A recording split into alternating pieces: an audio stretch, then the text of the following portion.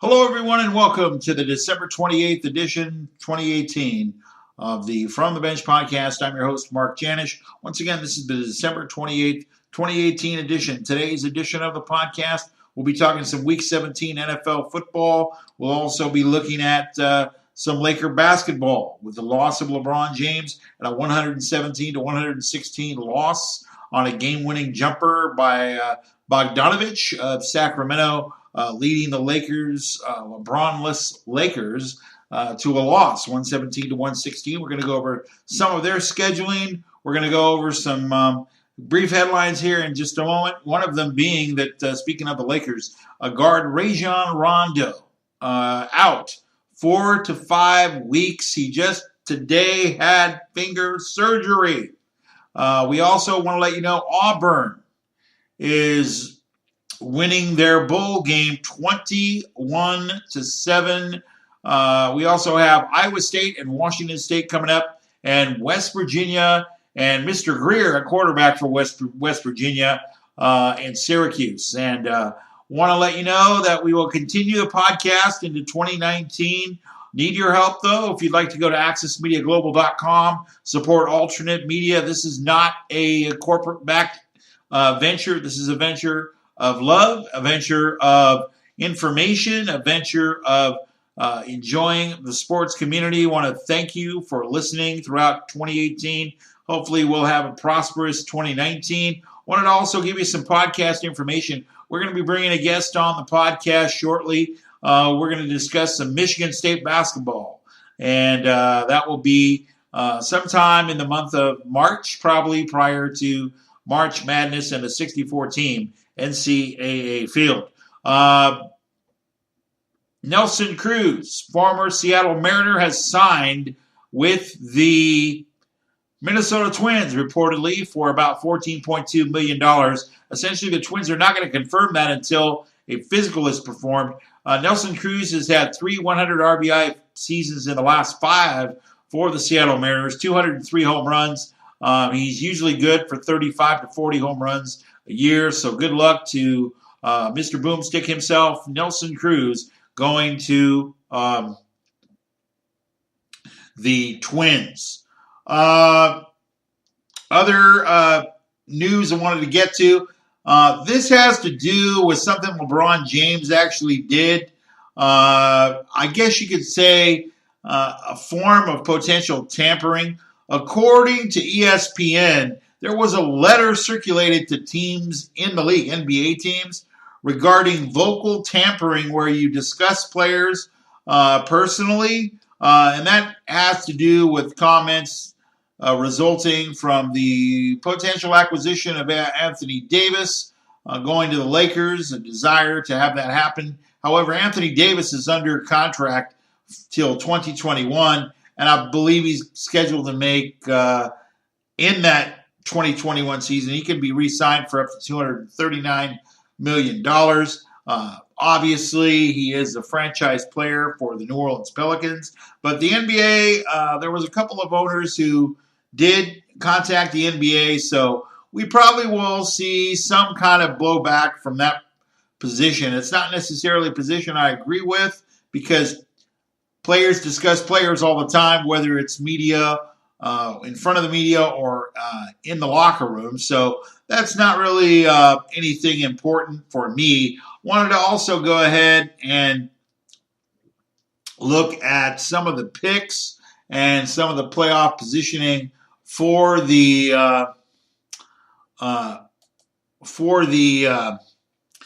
season. First of all, we're going to get to some picks. We're going to get to the Lakers schedule here after that, and then we'll go ahead and we'll be discussing some playoff implications. This is Week 17.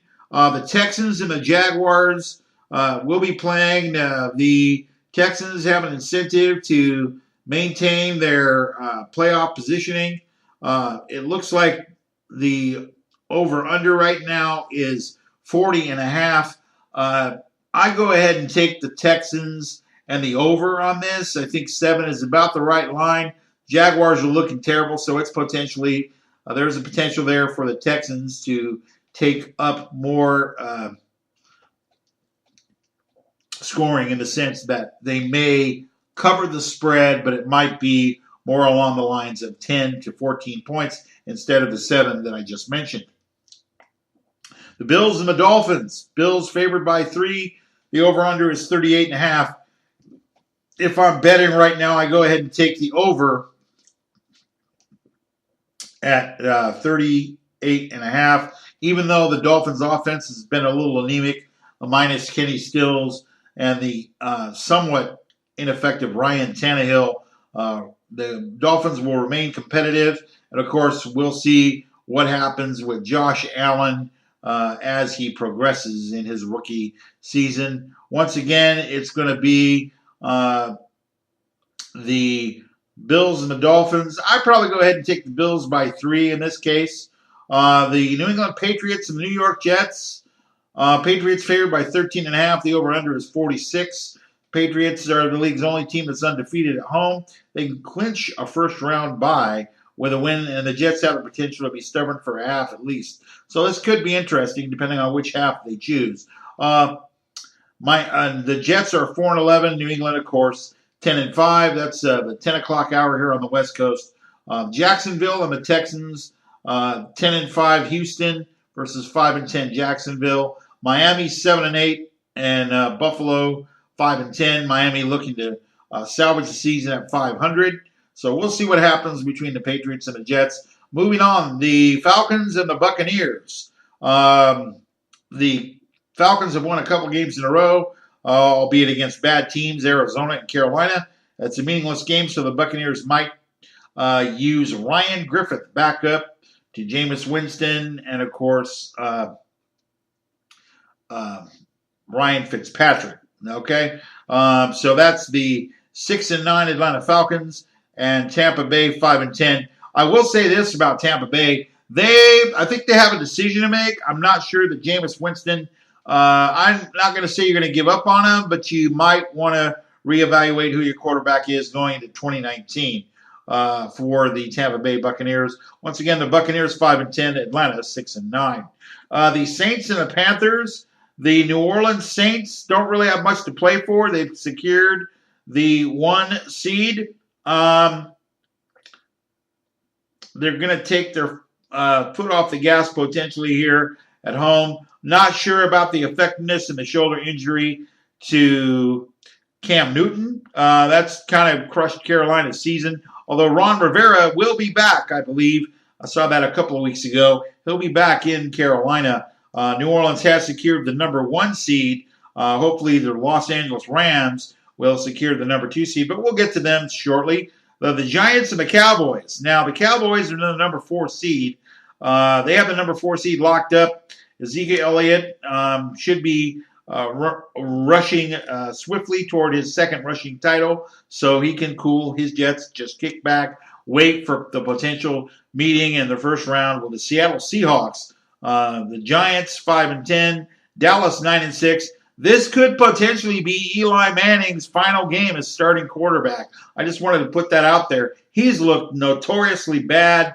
Every media report I've seen on him has him losing a step and looking like a deer staring at truck headlights, not wanting to get hit with any kind of regularity. But congratulations to Saquon Barkley for a good year, very entertaining year in New York. So we will see what the Giants will do in needing to get rid, potentially, of Eli Manning. The Packers and the Lions are going to finish up the season. The 5-10 Lions under first-year coach Matt Patricia. And then, of course, the underperforming Green Bay Packers with Aaron Rodgers. They're looking for a new coach. Not sure that Joe Philbin will be back, but we haven't heard anything different at this time. Joe Philbin, of course, replacing Mike McCarthy with an interim coaching tag. The Steelers and the Bengals, this should be interesting. The Steelers do have a flicker of hope to make the playoffs. They need a couple things to happen. First of all, they need to win, and then they need Cleveland to beat the Ravens to qualify for the playoffs. So we will see. Cincinnati's a little banged up, out of contention.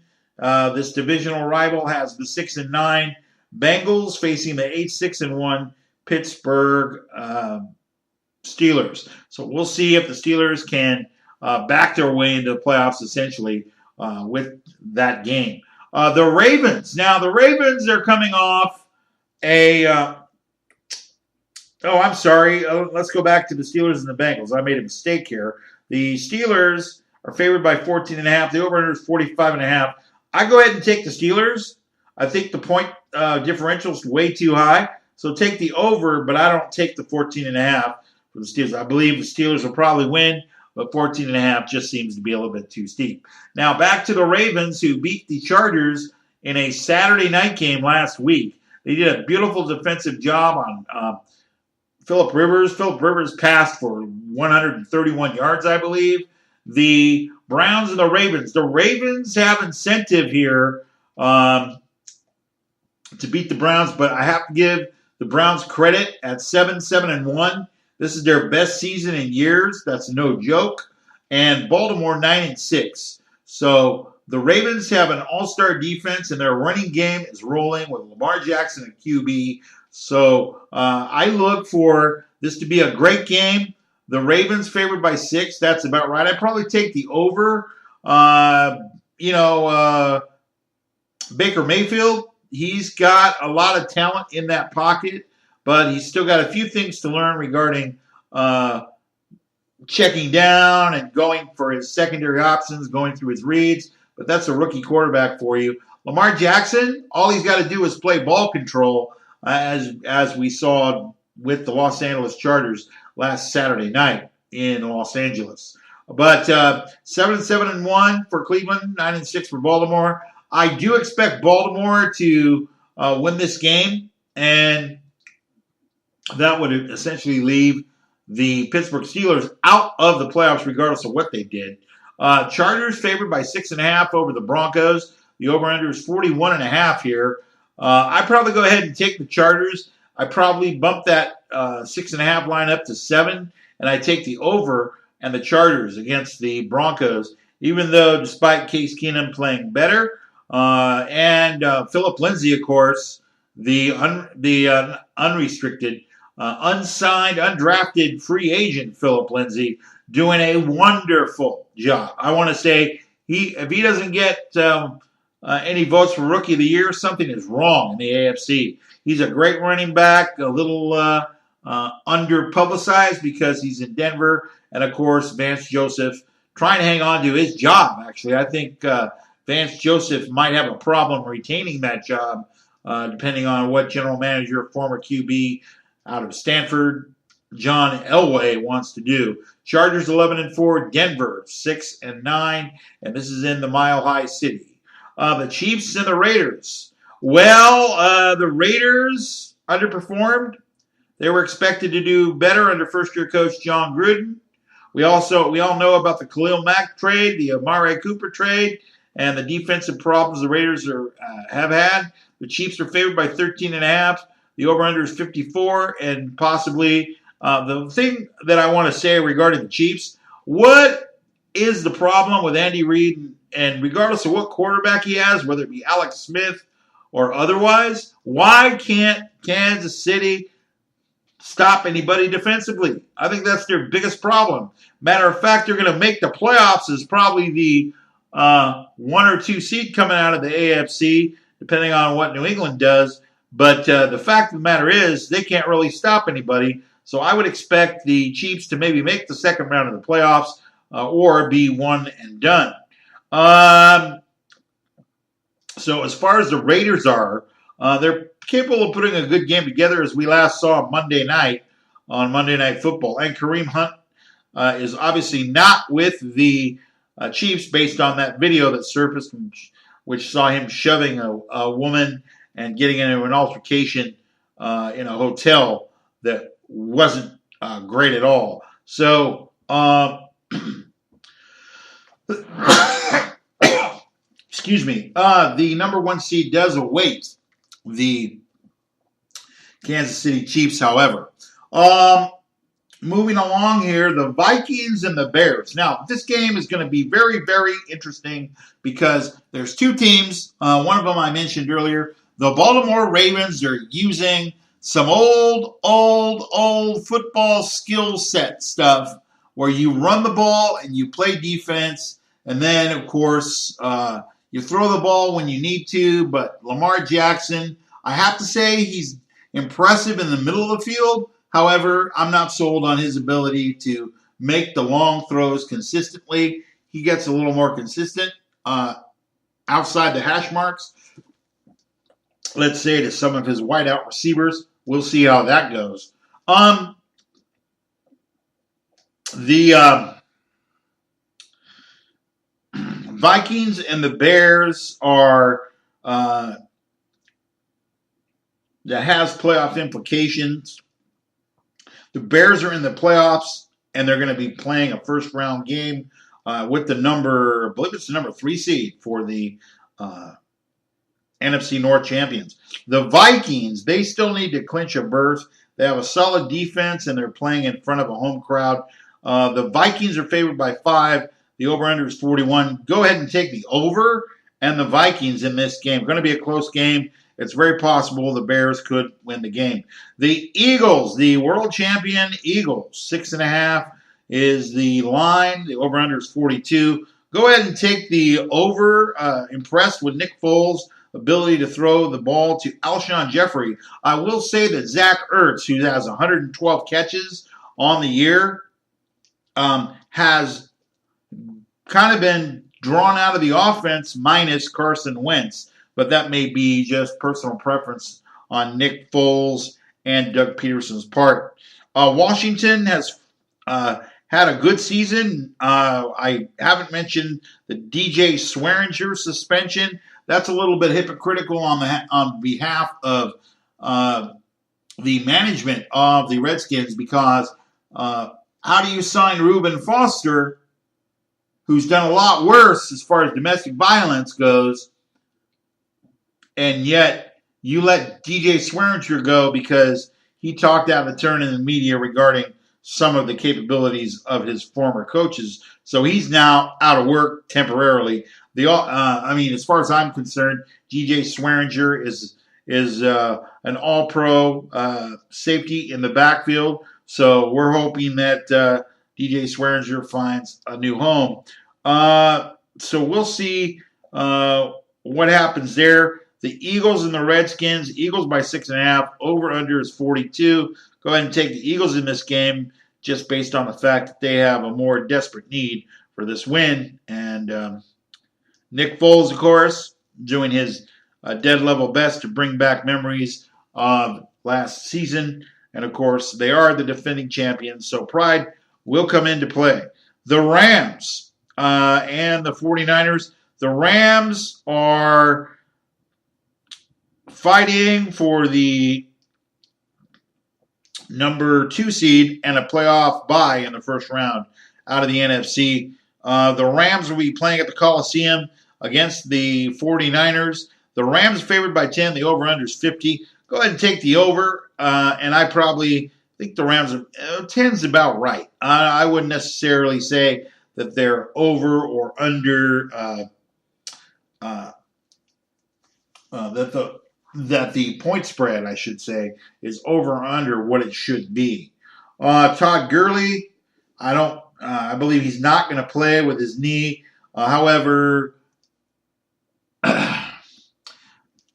the running back, I guess it was C.J.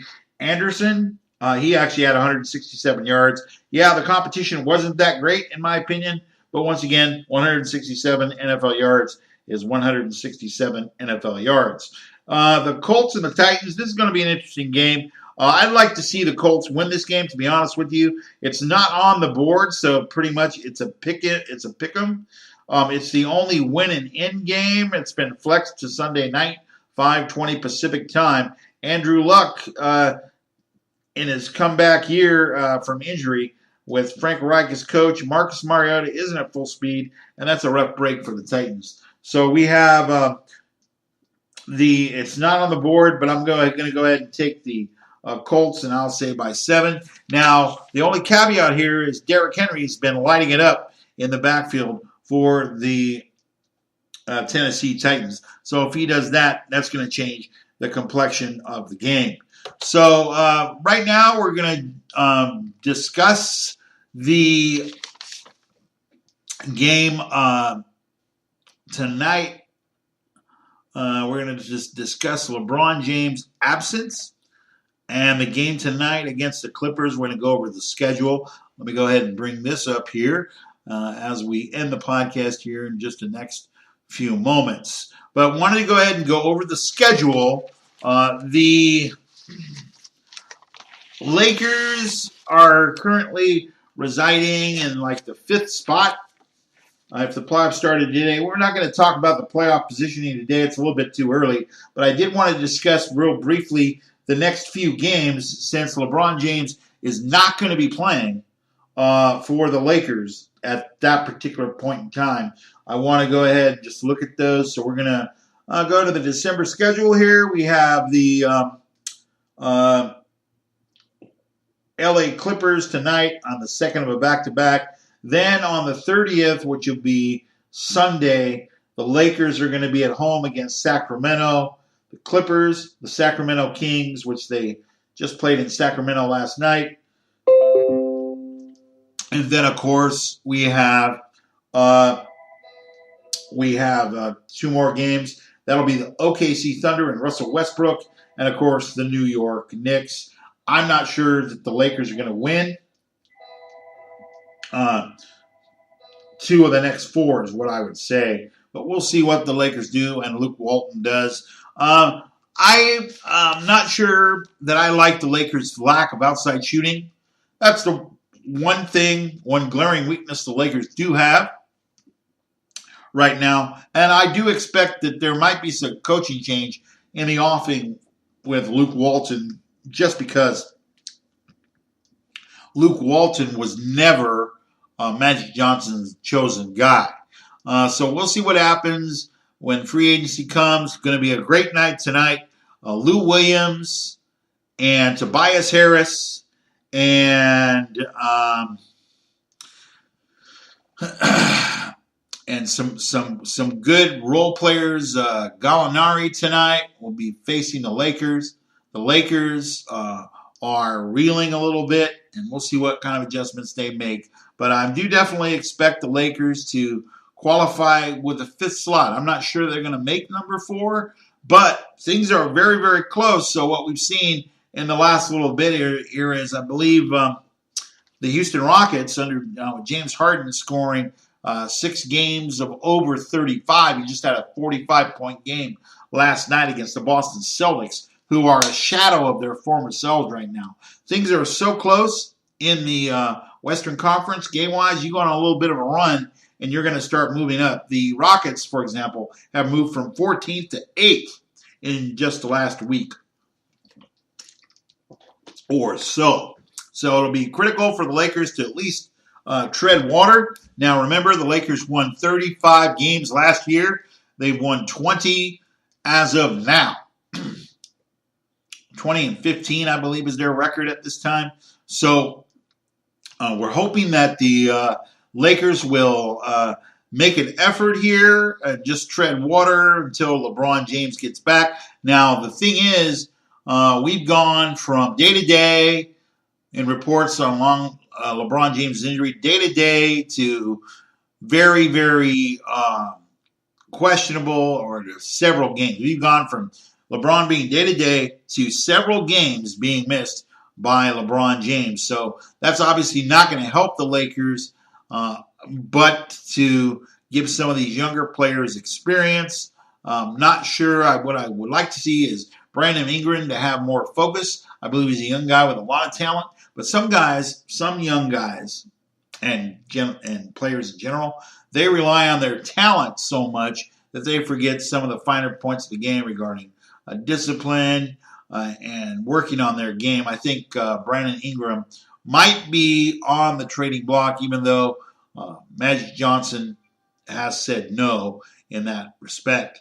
So that gives you the NFL Week 17 picks. That gives you a little insight into the Los Angeles Lakers as they face the Clippers tonight, and give you a little bit of sports headlines as I have them currently at this time. Once again, this is being recorded on December 28th, 2018. This is the From the Bench podcast. I'm your host, Mark Janish. If you'd like to help with keeping the website going and prospering, you can go to the upper right-hand corner of accessmediaglobal.com, click on your icons for giving. You'll see those based on credit and or debit cards. PayPal is a secure option for you. So if you'd like to support the podcast, support the website, you can certainly do so. This is a labor of love, but it does cost money to maintain. Thousands of dollars has been put into the website, and that's all out of my pocket. Once again, I'm Mark Janish. From the Bench podcast. I want to thank everybody listening on Stitcher Radio, on Spotify, and Libsyn.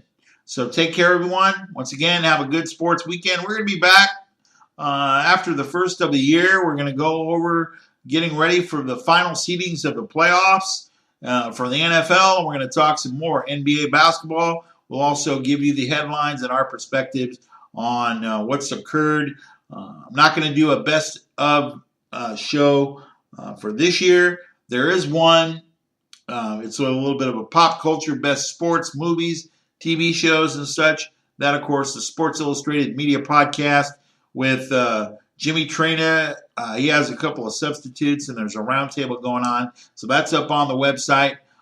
For AccessMediaGlobal.com, I'm Mark Janish. Any of these episodes can be seen by just going to AccessMediaGlobal.com, clicking on the drop-down menu for episodes, and you can go to Stitcher Radio, you can go to Libsyn, you can go to Spotify. But I want to say thank you to everyone who's listened throughout 2018. Once again, we'll be back after the new year, celebrating a new year, 2019. Thanks for listening, everyone. I'm Mark Janish, AccessMediaGlobal.com founder and host of the From the Bench Sports Podcast. Have a good day, everyone, and have a good new year.